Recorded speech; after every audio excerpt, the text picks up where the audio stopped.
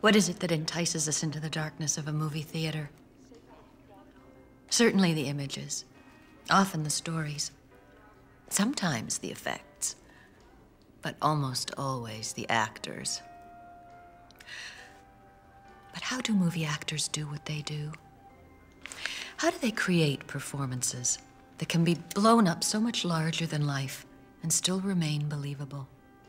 Not only believable, but compelling.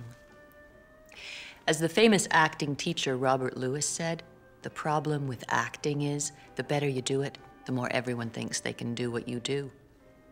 Film acting looks natural, normal, and real. It's filled with technique.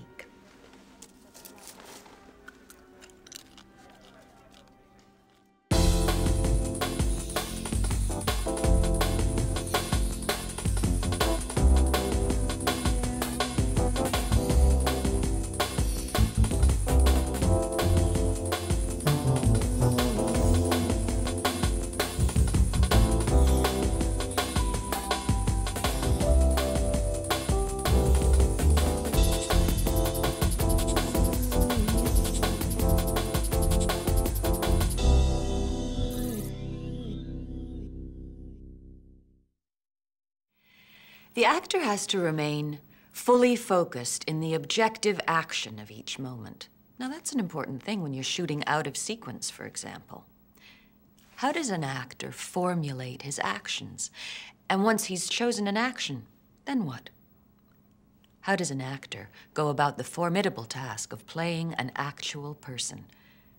Wendy Crewson is an accomplished and celebrated award-winning artist whose outstanding work is an inspiration that keeps raising the standard for us all.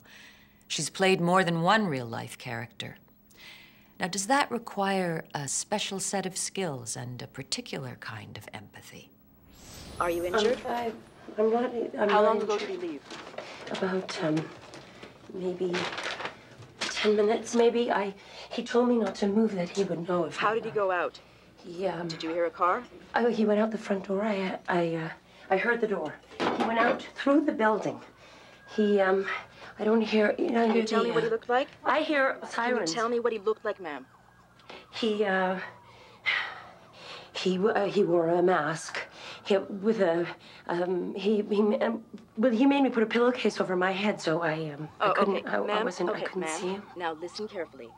It is very important you do not touch or move anything. Right. Yeah. Is your door locked? Is your door locked?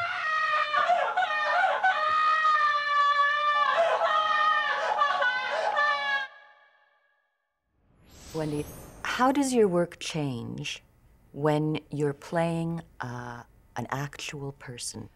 When you have the real person standing there, there are things about them that I never could have pulled out of my imagination, because everybody's idiosyncrasies are the things that really make them interesting. And you don't have to fabricate them for somebody. There they are right in front of you.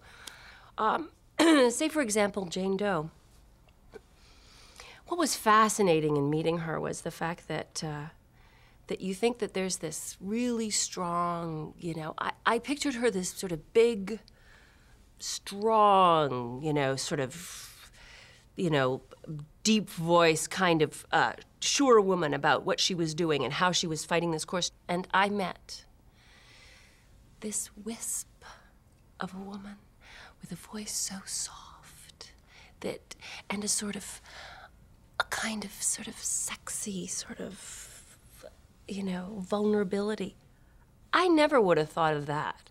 That never, I was going for sort of the obvious thing when I read the script, and when I met her, there was that thing about her, which of course is brilliant because that and the strong thing underlying what she does, that's what makes something, that's the dramatic tension.